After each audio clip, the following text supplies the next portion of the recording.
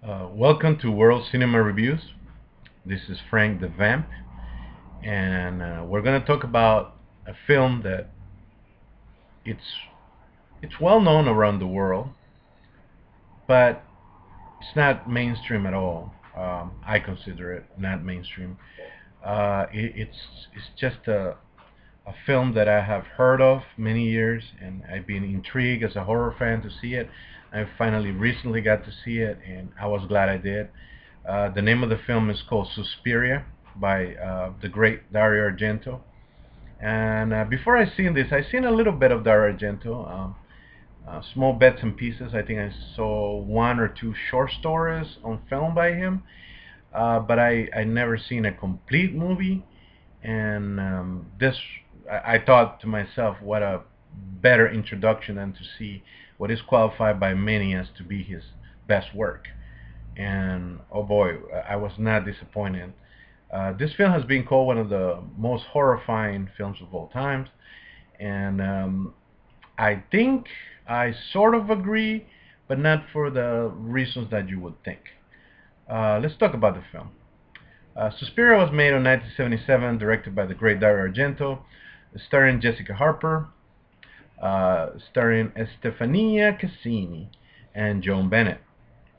Uh, Joan Bennett being one of the only well-known actors at the time, I want to say, and Joan, she's been into movies, the 1930s and 40s and 50s. Um, some, top billing with Spencer Tracy. So she's a pretty famous actress, and so we got the. So the, let's talk about a little bit about the plot. Let me tell you that the plot is it's nothing out of the ordinary. You have Jessica Harper playing Susie Bannion that goes to a ballet school. She goes to study dancing abroad to Germany, and basically she goes there and discovers that there's some evil plot going on behind the scenes. She starts to little by little to suspect it until she finds out that the school is run by a coven of witches. Uh, and there's some murdering going on, there's some illegal activity going on, there's some witchcraft going on, and we've seen this many times. I can think of films like The Wicker Man, for example.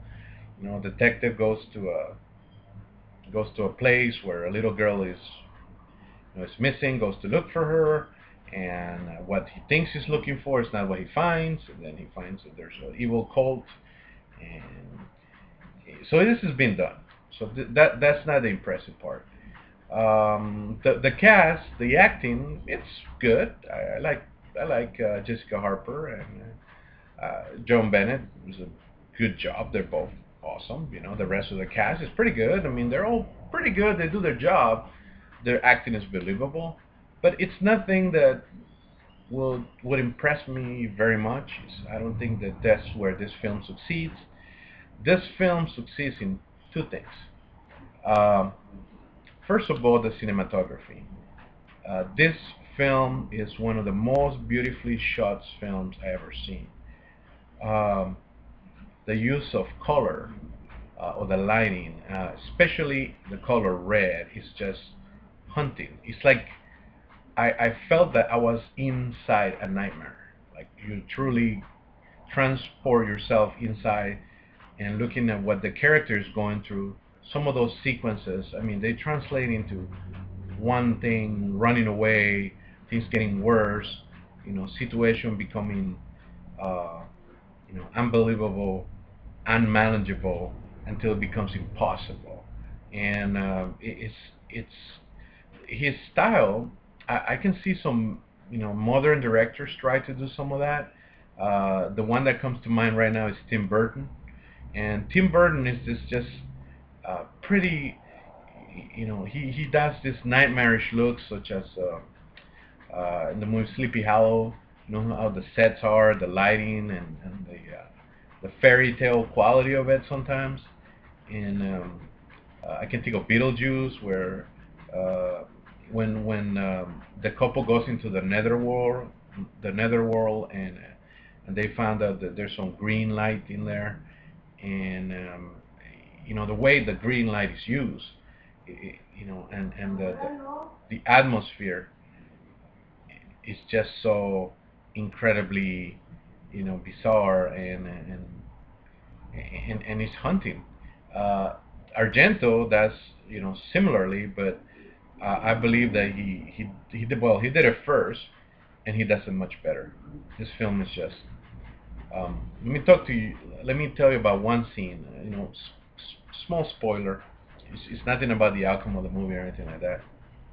But so, just a minor spoiler that you see that there's this piano player that recently got fired out of the school, and he's a blind man, and he is depressed. Obviously, there shouldn't be very many jobs for a blind man, piano player in Germany. So he goes to the pub, gets drunk, finally leaves at night with his seeing eye dog, and they go into this gigantic plaza in Germany, and it's beautifully shot. You see over the top shots, like you see aerial shots. You see the how the camera pans, in this wonderful angles, and the dog starts barking out of nowhere at to thin air. There's no one there, just the blind man, the dog, and there's no one there, and you just don't know what's going to happen. You're like, you feel like you're trapped with this character. You can't see anything. Your dog is freaking out. You're thinking something bad's going to happen to you. What's going to happen? Is somebody going to attack him? Is he going to be a victim of witchcraft? Is he going to get murdered? How is he going to get murdered? And as he bends down to calm the dog down, the dog turns on him, bites him right on the neck, and kills him. And after he kills him, begins to eat him. Oh yeah, this will give you nightmares. You didn't expect it. It came out of nowhere, and blew me out of the water. Just like my mind is still going, and I'm still wrapping myself around that idea. Um, the second thing is the music.